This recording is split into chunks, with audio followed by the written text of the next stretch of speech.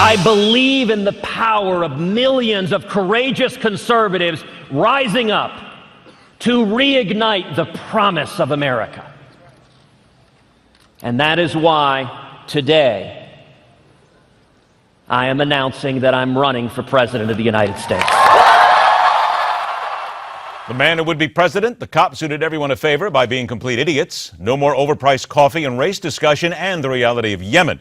All right, your ticket's punched for this edition of The Arena. Suit up, let's dive in, let's get to it. First up is former Pennsylvania Republican Congressman, now executive chairman of Wexler and Walker. Welcome Robert Walker into MidPoint. And the irrepressible senior political contributor for Forbes magazine and host of Steele Ungar on Sirius XM, Rick Ungar. Gentlemen, I thank you both for being here today. Nice to be with you. Pleasure. All right, let's get to it. Congressman, first of all, let's start off with you. Ted Cruz says, I want to be president. He stood out there and, boy, I'll tell you, gave us a wonderful history lesson here and used, as some people have said, almost the Ronald Reagan playbook. But in actuality, does he have any chance whatsoever of becoming president? Well, sure, he has a chance, but it's a rough road. The audience that he's trying to appeal to is going to be split pretty badly among several candidates in Iowa. And the problem in Iowa is that with 12 people in the race or something like that, the margin of victory is going to be pretty low. And so it's going to depend upon other primaries to follow. And there it seems to me that the case with the evangelicals is much harder to make than it is in Iowa, as an example. Rick, no insult to evangelicals or anybody of any faith whatsoever, but it's difficult to win a presidential election if you are so far to the left or so far to the right. Well, look, I think the congressman's analysis was right on the money. The one thing that I have to say got to me was the choice he made to make his announcement and the beginning part of it. Look, I did a little research, and I can't find one incident where a candidate announcing throwing his hat into the ring to be president did it from a religious institution. Now, I respect the senator's religious commitment. Good for anybody who is deeply committed to a peaceful religion.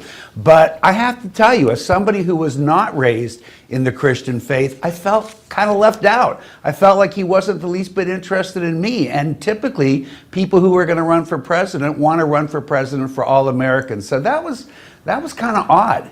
Congressman, wouldn't you agree? I mean, and again, to that point, but the point that I made as well, it's wonderful. Speak to a certain base. Do what you need to do. Get these people fired up. But you're going to leave a lot of people out when you speak to a certain base. And haven't we found that you've got to be a little bit closer to the middle in order to eventually get elected?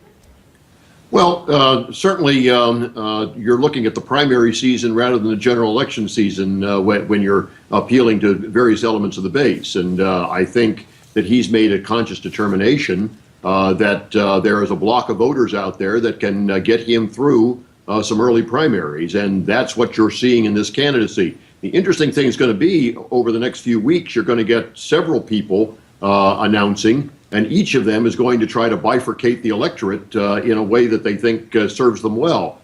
And the other interesting thing is that they're having to do it so early, which means that they're all going to be out there with people taking shots at them for a long, long period of time, which will make for a very interesting year. All right, I've only got about a minute 10 left or so. I have a lot of things to get to here, but let's stay here for just a little bit. Rick, to you on this one then, and this stays a little bit on what's happening with Ted Cruz right now.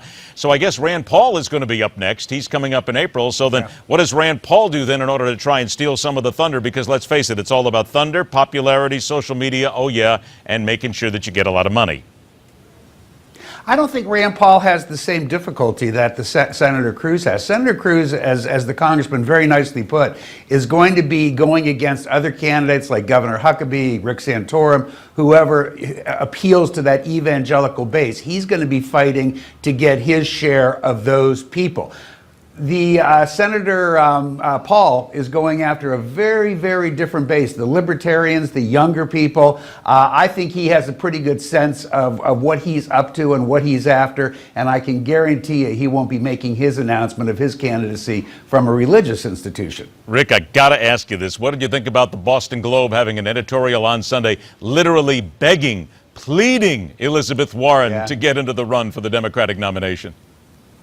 It was kind of weird. I read it, and You know, I mean, I like hometown support. You know, we all want to get that support from our hometown, but that really was an over-the-top article, and one that I don't think is going to do much good because Elizabeth Warren is not going to be getting into the race. Yeah, I tend to agree with you on that, well, and that's going to lead to a whole lot of conversations down the road. Congressman Walker, Rick Ungar, please stand by just a moment. We're going to take a break, come back on the other side. Starbucks wanted to start a conversation about race. Now they say they're not going to do it anymore. That and so much more when the arena continues right here on MidPoint.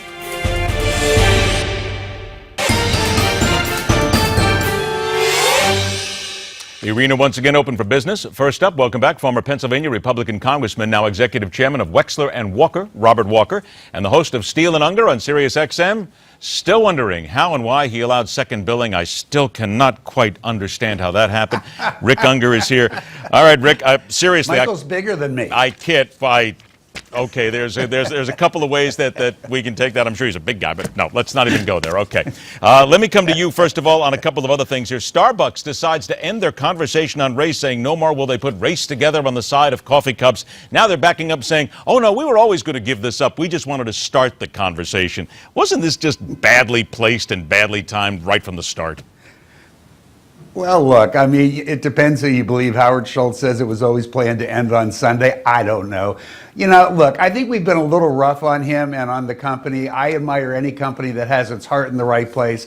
The problem, of course, was if I was standing in line waiting for my coffee, I really didn't care what the barista and the customer were talking about. I wanted them to get me my coffee. So, yeah, that was a problem. Wasn't the best thought out thing, but let's at least give him points for trying to do something good in the world. Congressman, do we then give him some points and basically say the wrong place to do it is when you're standing in line waiting for that overpriced coffee? Well, I think that's a part of the problem, and also to put, in many cases, very young baristas in the position of having to initiate a conversation like that. Even the most seasoned advocates know that race is not only a political and a philosophical issue, but it's also a highly emotional issue, and it is the kind of thing that when you're standing in line in the store, you probably really don't want to get into. Here's another issue on race that I found very interesting. Oh, go ahead, Rick. No, wait, say the coffee again? I said especially before your morning coffee. Well, especially too. I'm sorry. I'll say it right out loud. I'm a Dunkin' guy. I mean, that's just the end of it right there. I've never been a Starbucks guy. Okay, a couple minutes here. Something else that caught my attention. And Congressman, let me start with you. In Fort Lauderdale, Florida, they basically busted out 4 cops who created this music video, or it was a movie trailer, if you will, that just had horrendously racist characterizations of the president in here, and it was the N-word, and it was so many other things. And then they put their name on it at the back end of the credits. Personally, I think it's wonderful. If we can take these people and they're being stupid and we can filter them out of the system and get rid of them this easy, I think that's a great idea. Go after them and boot them right out. Well, the thing is that the police are under a lot of attack all over the place, but they are indeed public servants. And in this case, that's a gratuitous kind of action on their part that they have to know is absolutely unacceptable. And so it seems to me that you have a responsibility as an individual when you're a public servant to monitor what you do personally that may be offensive. Rick, to you, again, the point is, boy, I'll tell you, any way that I can get rid of them, any way we can find out the morons, I mean, let's find them out and let's chuck them as quick as we can. Well, you choose the word I was going to say. I support the police. I do not support morons no matter what they do for a living. And yeah, these guys need to go away. I got about a minute left here. First to you, Rick. The president talked about a while ago that the Yemen model was working. Not really working anymore, is it? It's kind of tough to backwalk on that one. It was working then. It was working at the time he said it. It's clearly not working anymore. These are the perils of making statements like that in a very unstable region. Things can turn on a dime. It's a very difficult situation there right now. I don't see it getting any better anytime in the near future. And Congressman, we now have no intel in Yemen whatsoever. This is becoming a truly dangerous situation. Very bad situation, and it really goes to the heart of a lot of our anti-terrorism actions in that part of the world. And so it's a very, very disturbing outcome in Yemen. Would you then have to also maybe tell not only the president, but Mr. Cruz and others who are looking to run for president, please be careful of what you say because it may snap back at you someday? Well, that's very important, and it's also important to have people in the race for president this time that actually have some in-depth national security experience, because it shows that naivete doesn't work as a foreign policy. Naivete. Congressman, I'm going to put that on a... I may take a little issue there. Okay. Well, we'll have to do it another time, although I may have to put naivete. That I'm going to have to put on a T-shirt because I think that was perfect. Congressman Walker, Rick Ungar, thanks so much for joining us, gentlemen. We'll do it again soon. Sure. Okay, thanks. All right, take care. More on Ted Cruz right after this.